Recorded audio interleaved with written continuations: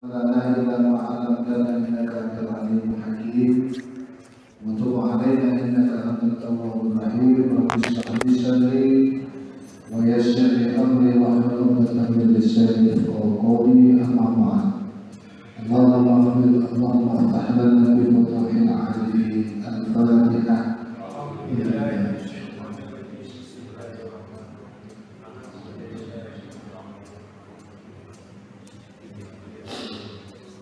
Jemaah sekalian yang dimuliakan oleh Allah, alhamdulillah, mari kita sama-sama bersyukur kepada Allah atas limpahan karunia kenikmatan yang Allah berikan kepada kita. Mudah-mudahan dengan kita banyak bersyukur kepadanya, Allah tambah kenikmatannya dengan keberkahan dan keridhaannya. Salawat dan salam mudah-mudahan Allah limpahkan kepada junjungan kita Nabi Muhammad sallallahu alaihi wasallam, suri tauladan kita, junjungan kita yang kita berharap akan syafaat beliau khususnya nanti di yaumul qiyamah. Jamaah sekalian yang dimuliakan oleh Allah, pada pagi hari ini kita akan membahas tentang kitab Riyadhus Shalihin bab sabar. Dalam beberapa pertemuan kita kemarin membahas tentang fikih karena menghadapi bulan Ramadan, maka kita akan kembali ke topik di mana setiap minggu keempat kita membahas, kita belajar kitab Riyadhus Shalihin. Sekarang kita membahas tentang bab sabar. Kenapa bab sabar ini diletakkan di bab ketiga setelah taubat? Yang pertama niat, ikhlas, kemudian taubat. Yang ketiga bab sabar. Mengingat sabar ini adalah suatu amalan, suatu perbuatan yang membutuhkan kesungguhan di dalam melaksanakannya. Tidak gampang orang melakukan kesabaran ini. Dan sabar menurut ulama itu ada tiga. Sabar itu ada tiga. Yang pertama, sabar terhadap ketaatan. Jadi kalau seumpamanya kita taat, sabar dalam menjalankan perintah Allah, itu namanya sabar terhadap ketaatan kepada Allah Subhanahu wa Ta'ala. Bapak-bapak sekalian, sabar menjalankan sholat subuh berjamaah, sabar memakmurkan masjid, sabar duduk di masjid ini dalam kondisi yang mungkin ngantuk, dalam kondisi yang mungkin lelah, dalam kondisi yang mungkin kurang enak badan, tetapi sabar terhadap perintah Allah. Nah, ini namanya kesabaran, membutuhkan kesabaran. Bahkan di dalam menuntut ilmu pun kita disyaratkan untuk memiliki kesabaran. Sebagaimana yang pernah dikatakan oleh Imam Ali karamallahu wajhah, ala tanamul ilma illa bisittatin sa'unbika an majmu'iha bi bayani dzaka'in wa hirsin wa istibarin wa bulghadin wa irsyadil ustaz wa tulis zaman. Ketika kita mau belajar ilmu, khususnya ilmu agama, itu ada 6 syaratnya. Ada 6 syaratnya. Yang pertama dzaka'in, kecerdasan, ada akal. Karena kalau kita tidak mempunyai akal, sulit untuk mendapatkan ilmu. Kalau tak mempunyai kecerdasan, sulit untuk mendapatkan ilmu. Ini kecerdasan, akal. Akal ini sebagai salah satu syarat untuk menjalankan ibadah. Kalau orang tidak berakal, otomatis tidak mendapatkan sertifikat melakukan ibadah. Kenapa? Kalau orang tidak berakal, ya kebalikan dari orang tidak berakal adalah gila. Tidak ada kewajiban untuk melaksanakannya. Tetapi ketika kita berakal, maka dituntut untuk melakukannya karena kita mempunyai akal. Kenapa? Karena akal itu antara hubungan akal, hati, dan ruh itu berkesinambungan. Akal, hati, ruh. Hati itu kan tempatnya iman. Akal sebagai pencernanya. Makanya Islam itu adalah agama akal sehat. Agama akal sehat sangat logik Islam itu. Kalau diakalkan sangat logik sekali. Oleh karenanya akal menduduki peringkat di mana kita melakukan ibadah. Itu syaratnya, di antara syaratnya. Belajar pun kita dituntut untuk berakal. Zakain wa hilsin, ada kemauan. Kalau semuanya bapak-bapak kalau mau belajar nggak ada kemauan, ya nggak akan dapat ilmu. Katakanlah hanya berakal tetapi nggak ada kemauan, nggak ada memperbaiki, keinginan untuk memperbaiki, ya nggak akan dapat ilmu. Bahkan di antara syarat untuk bertaubat itu adalah mempunyai ilmu. Kalau semuanya orang tidak mempunyai ilmu bertaubat, dia nggak tahu jalannya, nggak tahu caranya nggak tahu. Makanya ilmu itu adalah sesuatu hal yang penting. Dengan ilmu Allah mengangkat derajat. Yarfa'illahu alladziina aamanu minkum walladziina utul ilma darajat. Allah mengangkat derajat orang-orang yang beriman dan orang-orang yang mendapatkan ilmu. Jadi kalau kita mau diangkat derajatnya oleh Allah, ya kita harus mempunyai ilmu. Yang nomor 3 kemauan, nomor 2 kemauan, nomor 3 adalah wasbibari, sabar. Bapak sabar, duduk sabar, mendengarkan sabar, ya kan Pak? Makmum sabar, sholat tarawih 20 rakaat sabar, 8 rakaat sabar. Kenapa? Karena taat kepada Allah Subhanahu wa Ta'ala. Walaupun ada biaya. Belajar itu ada biaya, memang harus dikeluarkan biaya untuk belajar. Kalau kita mau pesantren atau mau sekolah pasti ada biaya. Wa irsyadul ustaz, adanya ustaz. Karena kalau belajar tanpa ada ustaz, di dalam salah satu maqalah ulama disebutkan wasyaihu syaitan. Kalau kita itu belajar tanpa ada yang menunjukkan, maka gurunya adalah setan. Bisa begitu Ustaz? Iya, karena banyak orang yang belajar tanpa ustaz, akhirnya apa? Terjerumus ke dalam kesalahan dalam memahami teks. Al-Quran itu bukan buku terjemahan biasa, tapi Al-Quran itu penuh dengan kandungan-kandungan yang mungkin secara lahiriah apa yang kita maksud itu seolah-olah benar, tetapi kandungannya belum tentu seperti itu, belum tentu benar. Bahkan ketika orang itu berijtihad di dalam memahami Al-Quran itu tidak gampang. Makanya sangat mudah ketika kita memahami Al-Quran, kita membaca tafsirnya. Maksudnya apa? Seperti yang kemarin saya sampaikan, ya ayyuhalladzina amanu kutiba alaikumusiyam. Wahai orang-orang yang beriman, ditulis oleh kalian melakukan puasa. Secara teksnya begitu. Kenapa dikatakan wajibah, wajib, diwajibkan? Ini adalah tafsir, takwil, penjelasan daripada ulama. Nah, kalau semuanya kok dituliskan, orang akan bingung. Padahal kutiba di situ memang artinya secara literal adalah dituliskan.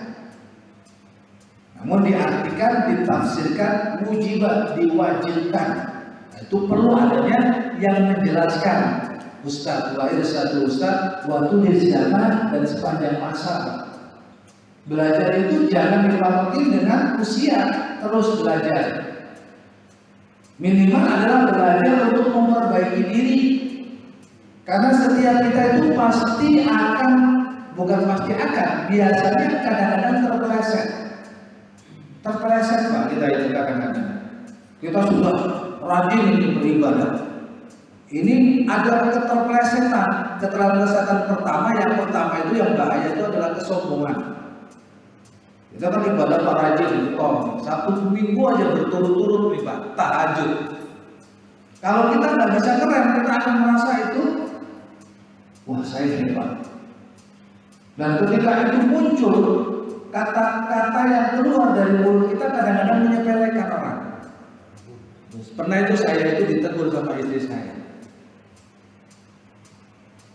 Ya kenapa ketika Anda itu sholat tahajud sudah rajin, kok munculnya adalah justifikasi kebenaran? Seolah-olah saya yang gak sholat tahajud kok dikatakan salah dan kecenderungan masuk neraka. Wah bahaya. Itu benar saya ditegur Pak.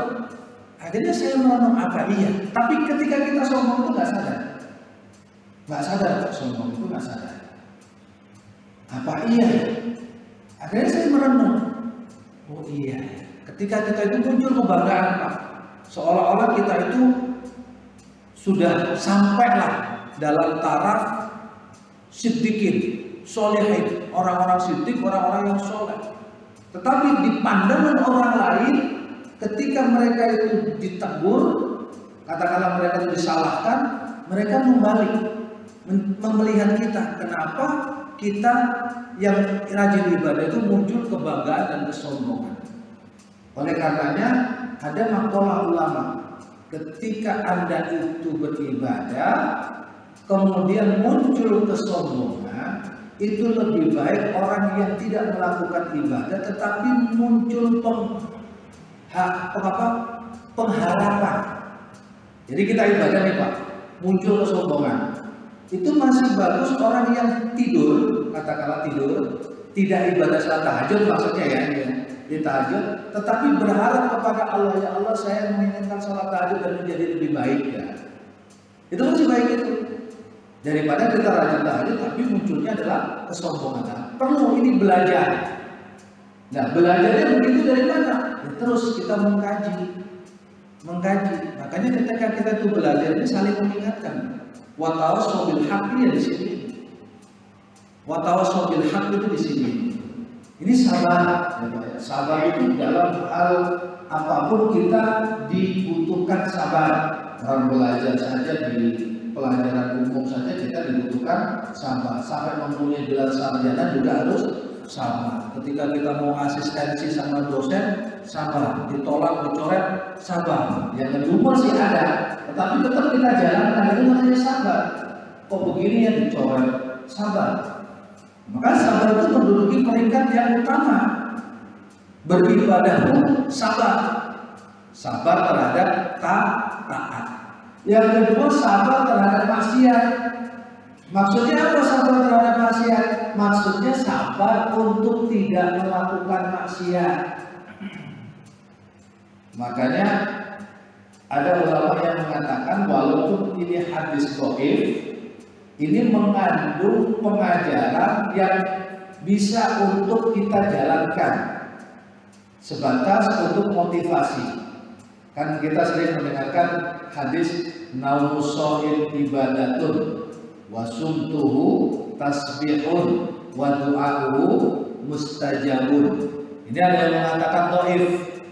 Ya Pak, ini hadis ada yang mengatakan dhaif. Tapi untuk motivasi dalam beribadah, ternyata hadis ini mengandung sesuatu pelajaran yang sangat berharga kalau kita terapkan. Naumus shaim ibadatun. Tidurnya orang ibadah itu ibadah. Tidur aja ibadah. Kalau yang pertama diniatkan. Makanya ketika di dalam salah satu hadis sahih disebutkan yang pernah kita pelajari juga dalam bab niat, seseorang yang niat melakukan ibadah sholat malam. Ya kan? Kita mau tidur nih Pak, niat melakukan sholat ibadah malam. Saya niat ya Allah untuk sholat malam. Ketika kita tidak sampai melakukan ibadah itu, Allah sudah tulis. Allah sudah tulis itu niat. Ketika kita ada niat kemudian tidur, dan tidurnya ini untuk mendapatkan ridha Allah, itu bernilai ibadah. Dibandingkan ketika kita keluar kemudian melakukan kemaksiatan. Maksiat itu modelnya banyak, tidak harus minum khamar, tidak harus nyabu, tidak harus berjudi, tidak. Tetapi ketika kita berkumpul kemudian ada ucapan-ucapan yang kurang berkenan dalam agama, itu bisa mengandung maksiat. Daripada saya ngomongin orang mendingan saya tidur. Nah, itu namanya Ketika kita puasa nih, daripada saya ngomongin orang, daripada saya ngerupin mendingan tidur. Nah, itu termasuk ibadah. Maksudnya di situ. Wasumtu tasbihun. Diamnya itu tasbih. Ketika Bapak itu diam, itu faliyakul khairan. Aw liyasmut. Dalam hadis sahih kan disebutkan, man kana yu'minu billahi wal yawmil akhir, barang siapa yang beriman kepada Allah dan hari akhir, falyaqul khairan aw liyasmut, maka dia lebih baik mengatakan sesuatu yang benar atau diam. Kalau tidak bisa, itu wasumtu tasbihun. Diamnya itu tasbih. Bapak diam ketika ada sesuatu hal yang membuat Bapak itu membicarakan orang, diam. Nah, itu tasbih. Karena tidak jadi membicarakan orang. Wa du'a'u mustajabun, dan doanya adalah mustajab, dikabulkan oleh Allah. Tapi sampai sekarang belum dikabulkan, Ustaz. Pengkabulan doa itu menurut kebaikan versi Allah. Ya Pak ya, menurut kebaikan versi Allah, tapi kita tidak tahu. Maunya kita kalau kita berdoa kan yang enak-enak. Ya Allah, panjangkan umur saya. Kan begitu ya Pak? Ya Allah, beri saya kesehatan. Ya Allah, beri saya pasangan yang setia. Ya Allah, jadikan anak-anak saya yang soleh dan solihah. Ya Allah, berikan saya rezeki yang melimpah. Kan begitu Pak? Tapi itu kan ada takarannya. Kita kuat gak untuk itu semuanya? Kita menginginkan yang ideal, kemudian dikasih rezeki yang melimpah. Kalau kita nggak kuat memegang harta, itu keinginan kita udah macam-macam. Kita diberikan istri yang solihah, ya kan? Kemudian kita diberi rezeki yang melimpah. Keinginan kita macam-macam sebagai laki-laki, benar nggak? Sebagai perempuan sama saja sebenarnya, karena godaannya itu juga lebih kencang juga. Coba aja kalau kita lihat di medsos, ya kan? Bagaimana ketika dia pergi ke restoran selfie, ya kan? Kemudian pergi ke taman hiburan selfie. Itu kan limpahan rezeki yang diberikan oleh Allah Subhanahu wa taala. Kita laki-laki dikasih rezeki yang melimpah, itu pasti otaknya akan lain, Pak. Wah, kayaknya semuanya sudah terpenuhi nih. Rumah sudah bagus nih, mobil sudah banyak. Kayaknya ada satu nih yang kurang gitu kan. Biasanya laki-laki begitu Pak, apa? Mungkin ada penambahan lain. Biasanya begitu. Kalau kita kuat, alhamdulillah rezeki yang kita dapatkan, kita banyak untuk bersedekah, berinfak. Kemudian kita menjalankan sunnah-sunnah yang lainnya. Itu kalau kita kuat. Belum ketika godaan kita akan merasa bangga. Nah, itu yang paling bahaya. Ketika kita sudah menjadi orang kaya, biasanya sifat itu Pak muncul. Ya Ustaz saya tahu, karena dulu juga pernah saya merasakan itu ya. Jadi saya ngomong itu bukan karena cek kosong, karena merasakan sendiri. Usaha lagi naik-naiknya, beli ini. Muncul Pak sombong. Muncul kebanggaan. Hebat nih saya ya. Keluar dari mobil yang baru kita beli, wah hebat nih, tetangga pada ngeliatin gitu. Itu muncul tuh Pak. Kuat nggak kita? Nah, ketika kita berdoa kemudian belum diijabah atau tidak diijabah oleh Allah menurut keinginan kita, hakikatnya Allah menghendaki kebaikan. Sebenarnya begitu Pak. Cuma kita, nafsu kita menginginkan itu semua terpenuhi. Menginginkan terpenuhi. Makanya kalau kita berdoa diijabah, pasti diijabah oleh Allah. Fad'uni astajib lakum. Cuman ijabahnya itu menurut kebaikan yang Allah kehendaki, bukan menurut nafsu kita. Kembali kepada topik ya Pak ya. Wa du'a mustajabun. Kemudian topik yang kembali kepada topik yaitu sabar. Sabar terhadap maksiat. Kita tidak melakukan maksiat.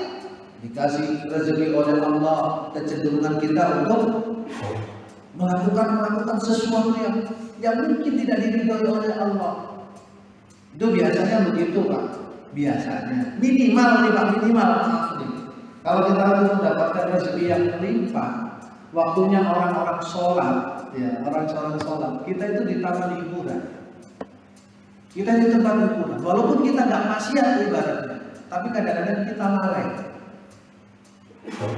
Ya nggak Pak? Katakanlah kita dikasih rezeki yang banyak, gitu kan? Mobil bagus, kan keinginan ada. Ini enaknya kita jalan-jalan kemana ya Bu ya? Yuk kita ke puncak. Mungkin masih di puncak. Kalau semuanya ke Singapura atau ke negara-negara lain, ya bisa jadi. Akhirnya apa? Kita lalai. Waktunya sholat, kita berpikiran pendek. Sholat nanti aja lah, di kodok. Munculnya begitu itu. Ini kodok yang tidak boleh itu di sini. Kodok yang nggak boleh itu di sini karena kita meniatkan untuk mengkodok itu haram. Tapi kalau semuanya dulu yang pernah kita lakukan, itu masih ada kewajiban untuk membayar, itu namanya kodok. Kalau niat di kodok itu nggak boleh, nggak ada hukumnya, haram. Bapak dalam kondisi yang asik gitu ya, main badminton, main apa gitu ya di lapangan.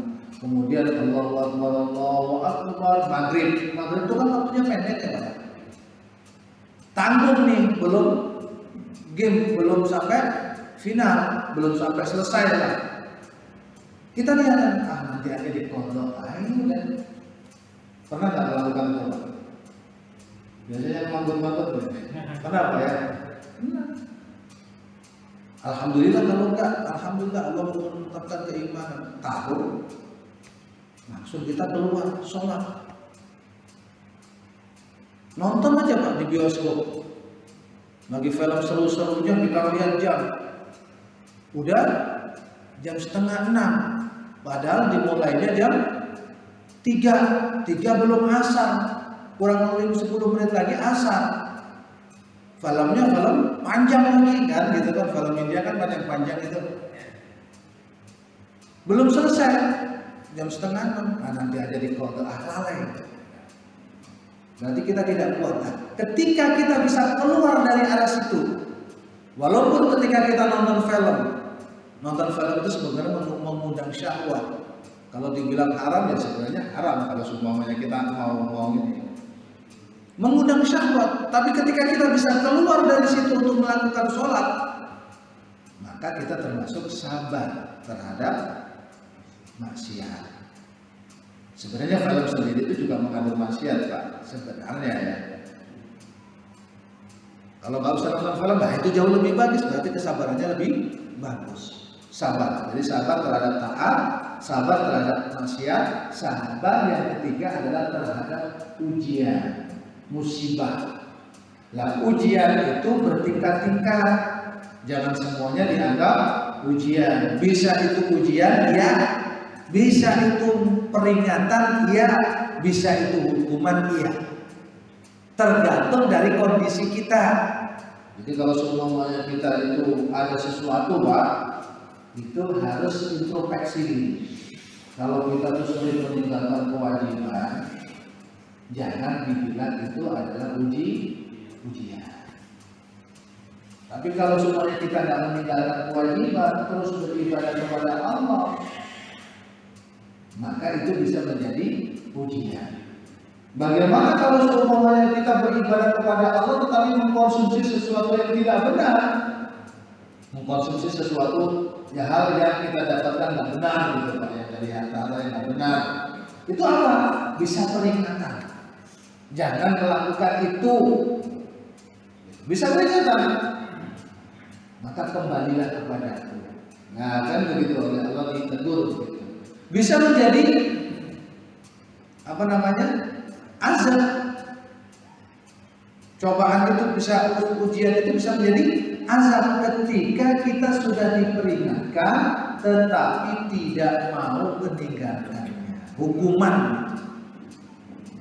Nah, kita sendiri yang tahu Pak. Tapi kita kadang-kadang tidak tahu kalau tidak mau introspeksi. Maka butuh introspeksi diri itu.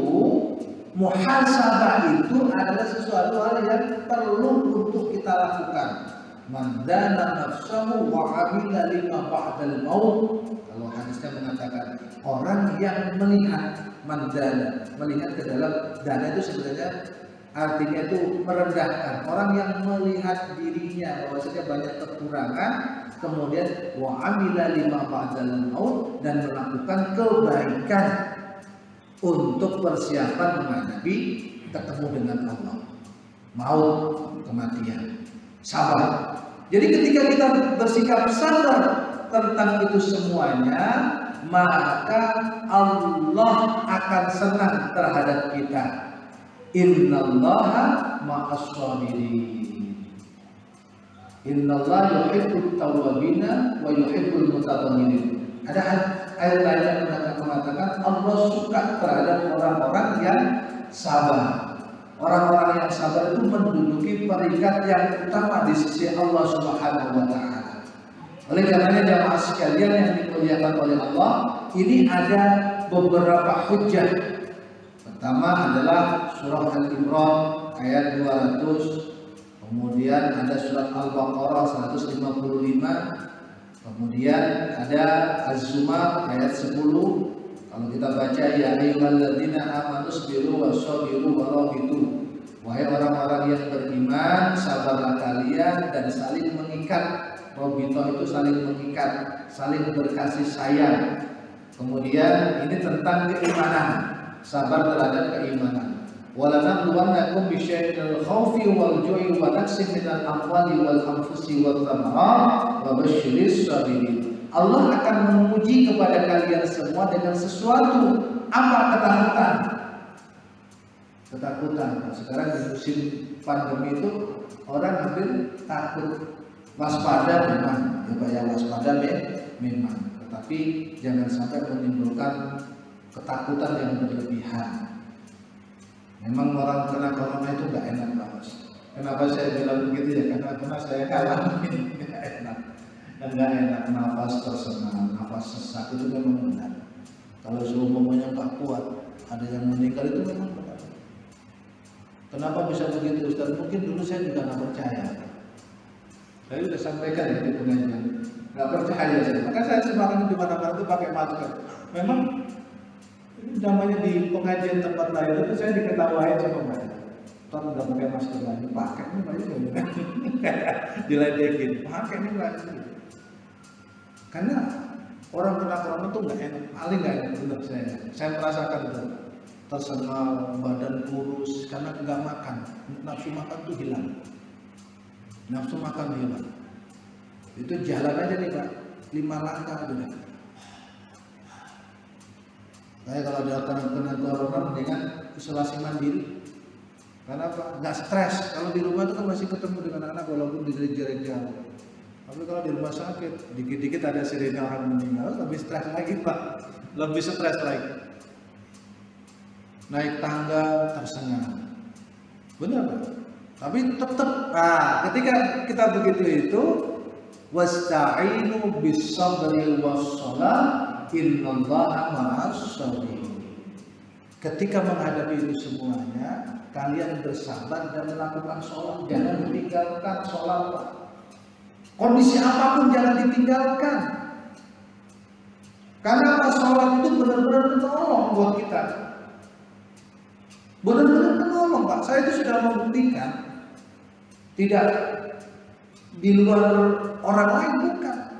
Terhadap saya dan istri saya membuktikan benar. Bagaimana Allah memberikan pertolongan kepada kita.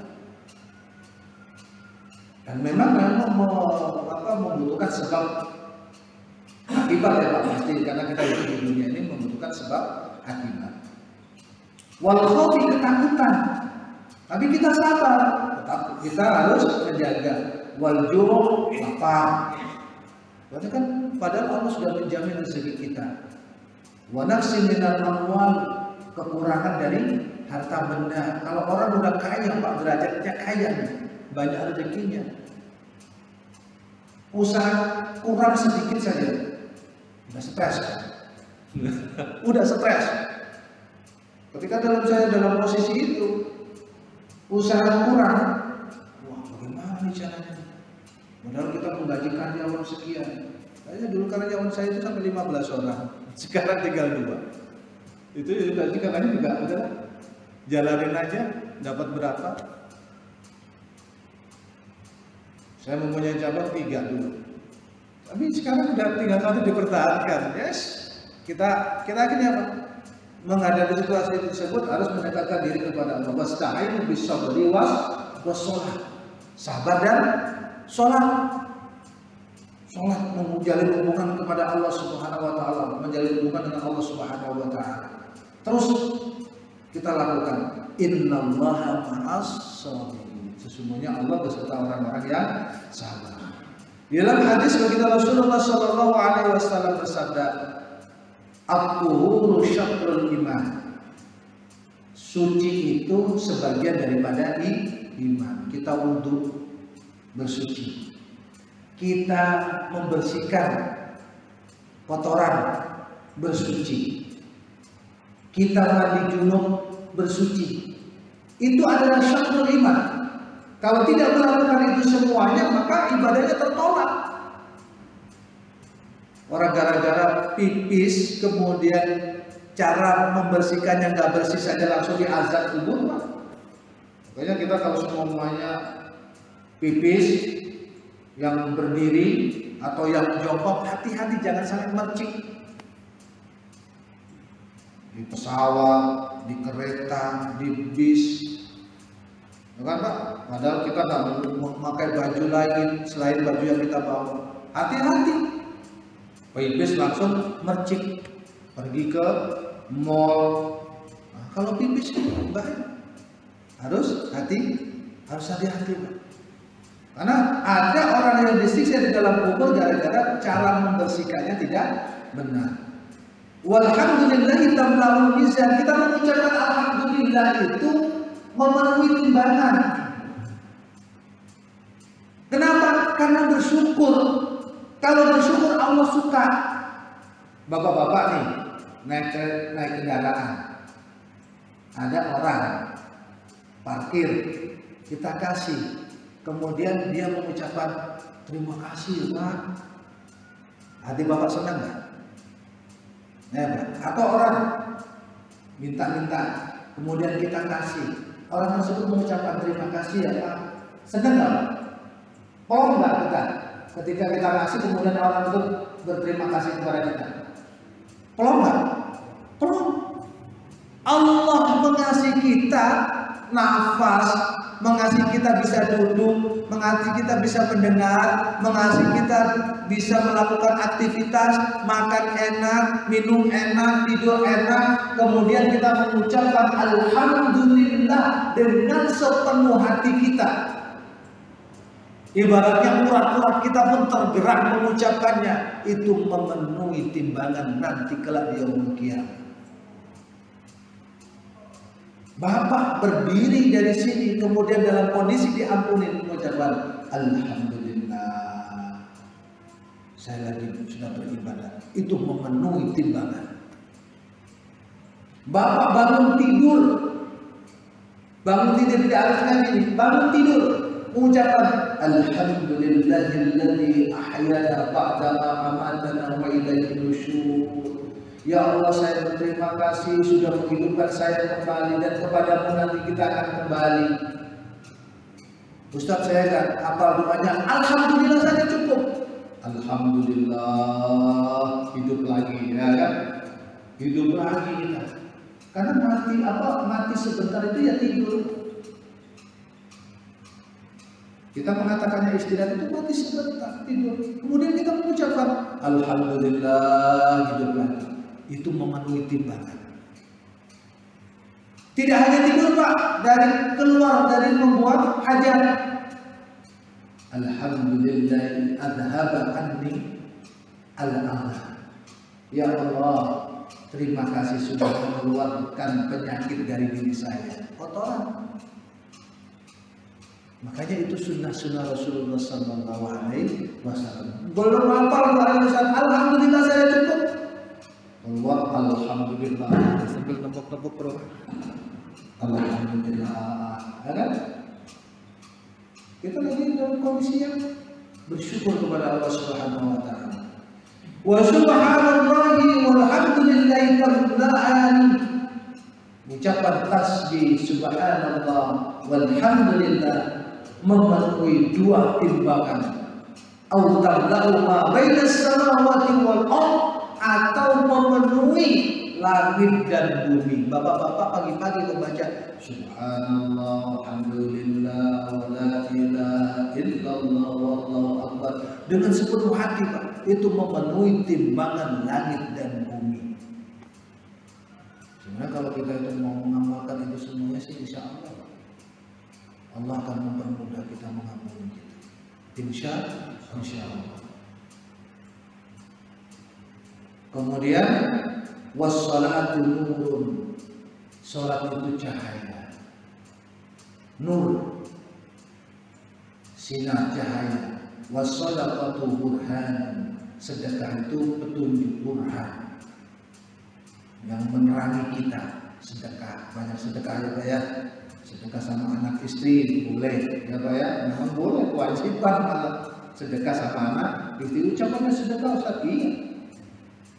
Makanya sama anak istri jangan pelit, boro-boro pelit Ustaz, gaji semuanya diambil sama istri. Ikhlas Pak ya, dijawab. Karena semuanya itu bisa menjadikan istri patuh sama kita. Kenapa istri sampai berani? Ya mungkin ada kesalahan kita ya Pak ya, ada kesalahan kita, mungkin kita belum sampai ikhlas atau itu. Tapi istri ngomel terus sekali, memang begitu tabiatnya berapa. Sayyidina Umar saja istrinya juga begitu Pak.